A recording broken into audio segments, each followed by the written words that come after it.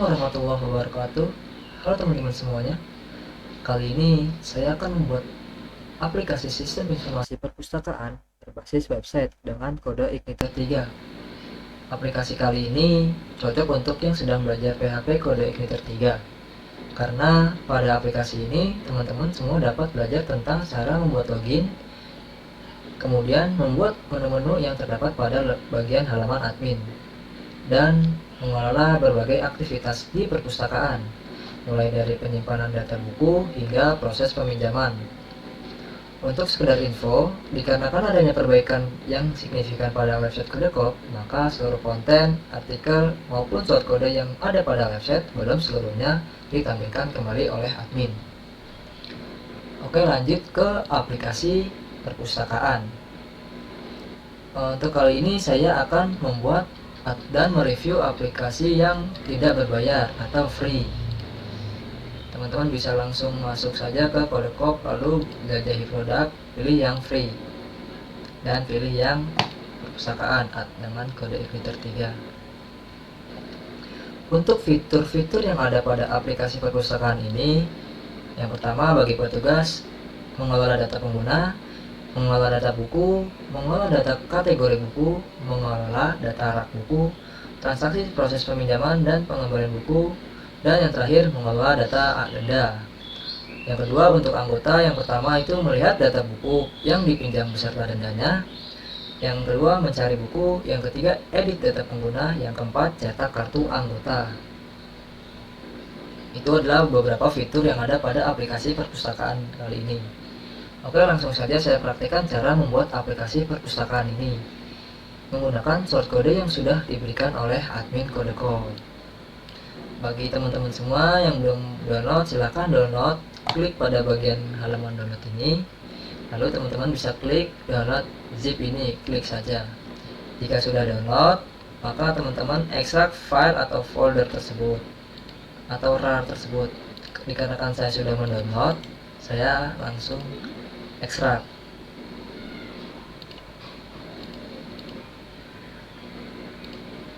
Tunggu hingga kelar. Buat teman-teman semua, aplikasi ini bisa digunakan teman-teman untuk belajar atau juga bisa untuk diaplikasikan oleh teman-teman sendiri. Oke, jika sudah diekstrak, teman-teman bisa buka folder perpus CI3 master. Nah, di sini ada DB-SQL. Teman-teman bisa di-cut aja, pindahkan keluar, atau juga tidak usah juga tidak apa-apa, tergantung teman-teman semua. Kalau saya pribadi di-cut, dan perpustakaan perpus CI3 master ini saya ganti dengan nama perpus F1 karena untuk memudahkan saya, dan untuk database-nya juga saya rubah yaitu sesuai dengan nama folder yang tadi, perpus F1. Oke, jika sudah diganti nama database-nya, maka saya akan mengcopy file yang programnya. Saya akan copy shortcode-nya ini ke pastekan di XM, lalu masuk folder htdoc, lalu kita pastekan di htdoc ini. Tunggu hingga kelar.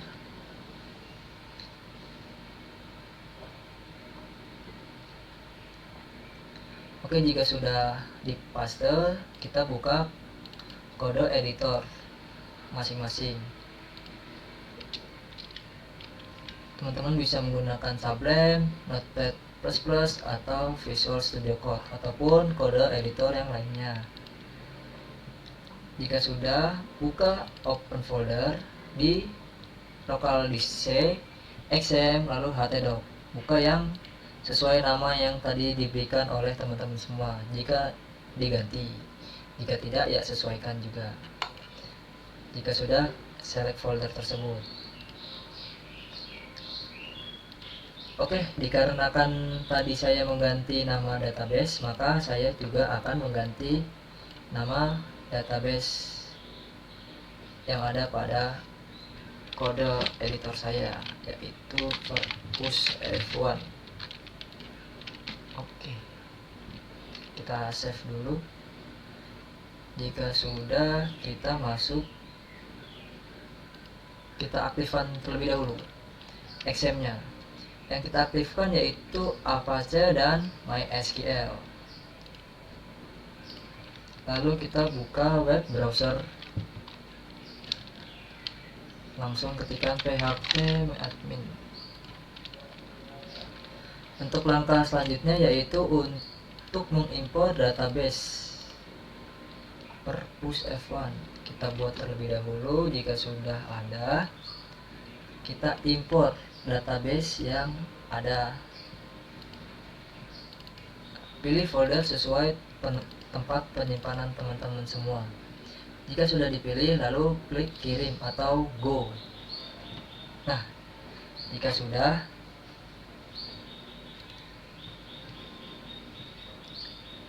teman-teman bisa langsung buka aplikasi dari perpustakaan tersebut. Kita perpus F1 ya, kalau nggak salah. Oke.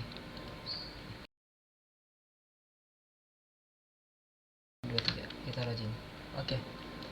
Ini adalah tampilan halaman utama dari admin. Admin itu dapat melihat anggotanya, siapa saja, Anang sebagai apa dan Fauzan sebagai apa bisa terlihat. Atau dari level. Anang sebagai petugas, Fauzan sebagai anggotanya.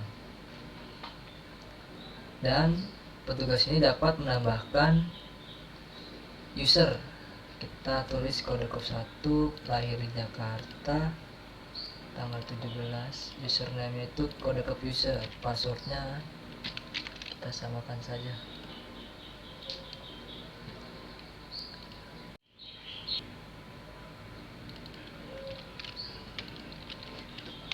Ujung harapan Bekasi. Oke, kita submit. Oke, ini jika sudah ada nih anggotanya bernama kode kop 1 dengan usernya namanya kode kop user. Ini fungsi dari admin atau petugas. Selanjutnya ada data buku, yaitu dimana buku-buku tersimpan.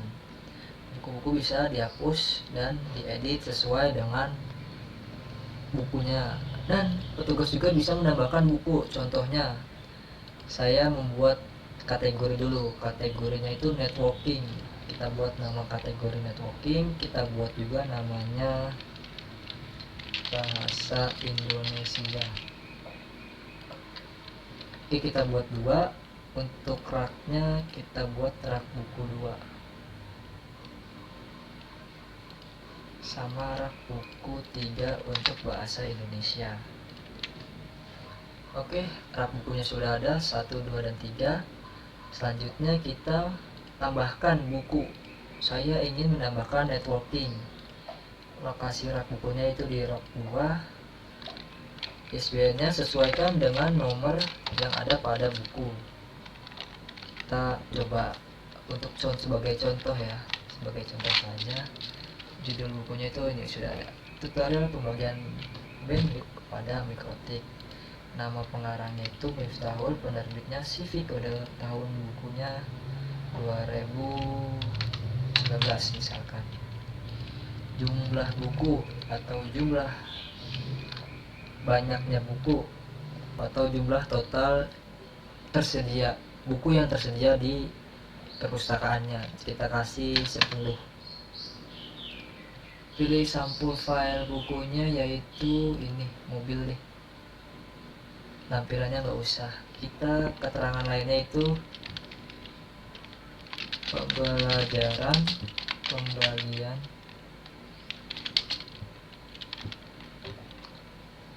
bandwidth pada mikrotik untuk pemula. Dah, kurang lebih beginilah tulisannya, mau benar mau salah, hanya sebagai contoh ya teman-teman. Mohon dimaklumi jika ada penulisan yang salah. Langsung kita submit. Oke, ini buku network atau networkingnya sudah ada. Kita cek atau lihat detailnya. Ini bukunya yaitu mobil, walaupun tutorial pembagian bandwidth. Kategorinya dan networking. Penerbitnya CV Kode, pengarangnya adalah Miftahul, tahun terbitnya 2019, jumlah bukunya ada 10, jumlah pinjam ada 0. Nah, jumlah pinjam ini nantinya akan terlihat oleh admin jika sudah ada yang meminjam buku tersebut. Keterangan lainnya ini sudah ada. Untuk lokasi raknya yaitu di rak 2.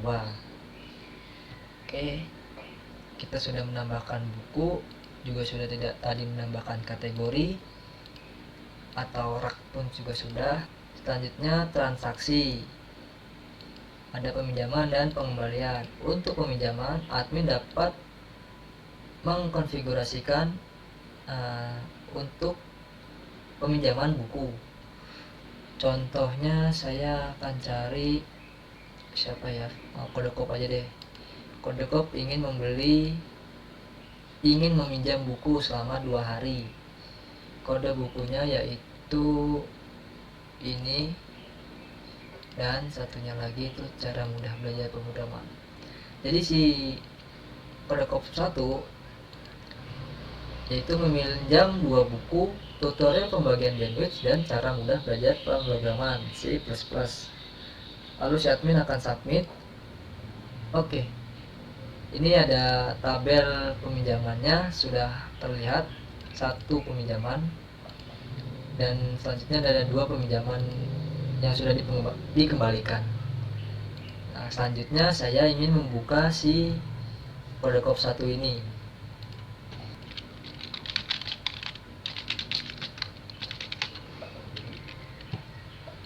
Oke, Kodekop user yaitu untuk user. Ini adalah tampilan halaman utama user. Ini adalah detail pinjam. Data peminjamannya ini sudah ada nih, 1, yaitu detail bukunya kita lihat. Nah, ini detailnya kita lihat, nomor pinjamnya itu PJ0011, tanggal peminjamannya itu tanggal 17 bulan 9 2021, tanggal pengembaliannya tanggal 19, sebanyak 2 hari atau selama 2 hari. ID anggotanya adalah AG003. Biodatanya terlihat, dan nama pinjamannya 2 hari. Untuk statusnya dipinjam, tanggal kembaliannya belum dikembalikan karena memang belum dikembalikan. Dendanya tidak ada karena belum melebihi batas dari hari yang sudah ditentukan.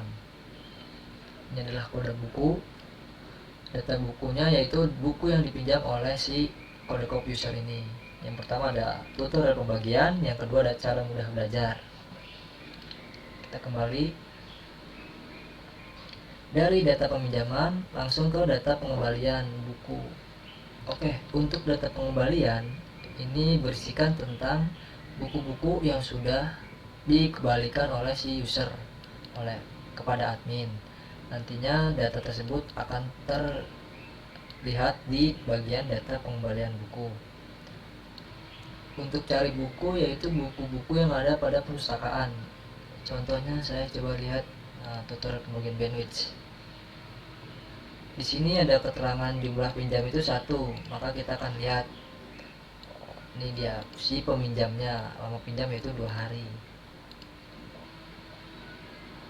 Untuk data anggota yaitu informasi mengenai user atau anggotanya, anggota perpustakaan, bisa diganti sesuai dengan keterangan yang valid atau data yang valid. Selanjutnya ada cetak kartu anggota perpustakaan, yaitu sebagai tanda pengenal, atau juga bisa di print atau dicetak,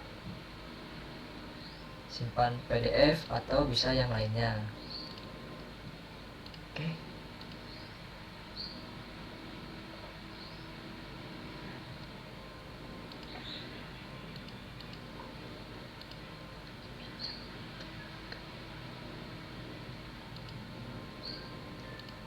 Oke, jika sudah buku ini sudah dikembalikan, maka si admin akan menginput kembali si buku tersebut. Kita buka si admin, pinjamnya 2. Nah, ini kita input atau kita rubah datanya, yaitu kita kembalikan, proses pengembalian. Oke, keterangan pengembalian pinjaman buku sukses. Oke, jika sudah diproses kembalikan, maka data tersebut akan berada pada halaman ini. Kenapa tadi di sini 4? 4 nih, karena ada 4 buku yang sudah dikembalikan,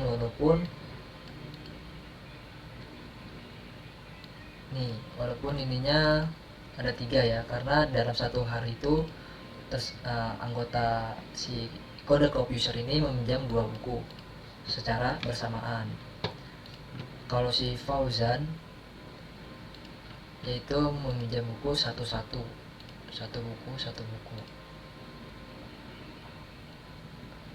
Pada halaman denda, yaitu untuk mengatur harga denda bagi setiap pengguna yang terlambat mengembalikan buku pinjaman. Jadi si admin bisa merubah harga sesuai dengan ketentuan perusahaan atau ketentuan perpustakaan tersebut.